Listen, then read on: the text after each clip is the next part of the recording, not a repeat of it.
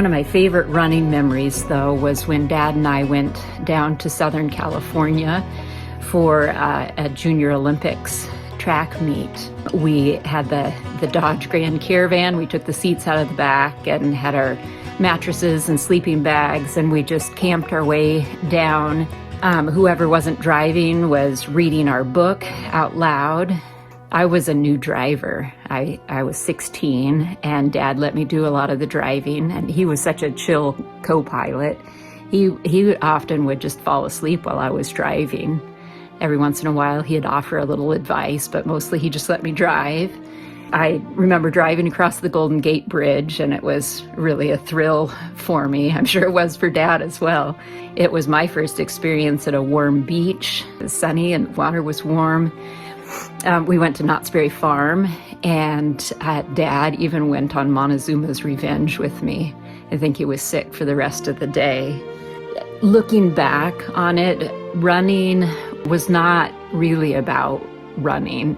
It was about all the time that we spent together, just talking to me, teaching me, counseling me, encouraging me, and just leading me by example.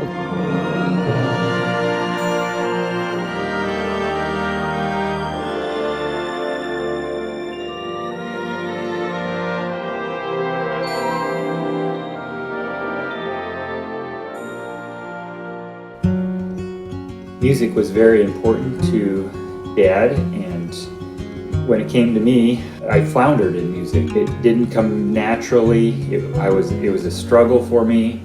I couldn't read the notes, and it kind of frustrated Dad. He pushed me and pushed me, and by junior high, I really wanted to be done with music training, and at that point, Dad saw that my interests were in other areas like mechanicking and fixing things. Mechanics was not Dad's specialty, and I remember him being a little stymied on what to do. And so he talked to some people that had an old car in their backyard that was just dead and needed fixed, and brought that home for me. But that was the love of my life, was working on that car, and every opportunity I had, I would beg Dad to come out and help me work on it, and we spent many evenings working on it. I'm just thankful that Dad saw my gifts and that I was different and was able to adapt his parenting and spending time with me, even though it wasn't something that he would have chosen to do. He spent that time with me.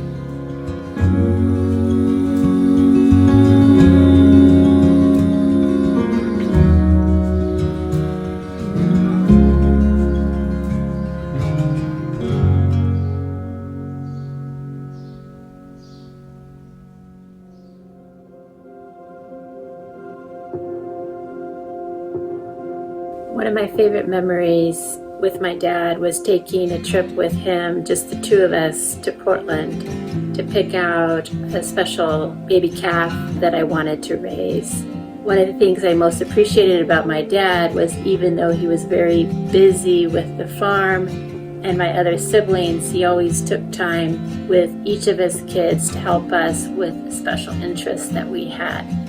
My interest was animals, so I had horses, goats, lambs, pigs, kitty cats, and lots of cows and calves that I was always raising. And he helped me with the animals, helped build corrals, all the things that went along with that.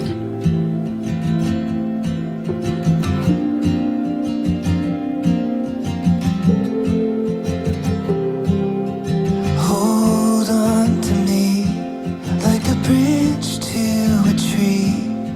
And when the wind blows, I'll pull you closer. And I'll hold on to you like it's all that I can do. Oh, and I'll be there when it's over.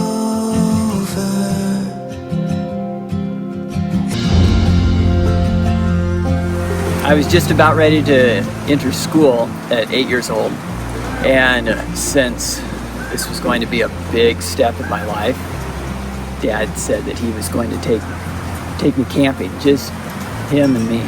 So Dad and I went fishing in the Lewis River, and I don't know how it happened, but just kind of snuck up on me and I messed my pants. I was kind of embarrassed about it because this was supposed to be the meaning of manhood trip, and so I didn't want to tell Dad. We got in the truck together to head up to our camping spot. He didn't mention anything, but as we started to head up the trail, Dad said, "Did you have an accident, Jesse?" I nodded my head. I didn't know if he would be mad at me or ashamed of me, but he didn't do any of those things. He just quietly took me aside, and there was a spring there, and he cleaned me up and just continued on our trip. Dad was so gentle with me and tender, even when I wasn't the man that I should have been. And we just had an amazing time on that trip. We went up to Shark Rock and camped out, ate chocolate pudding by the fire, listened to the elk bugle in the valley, just Dad and I. It's a really good memory, something that will really stick with me.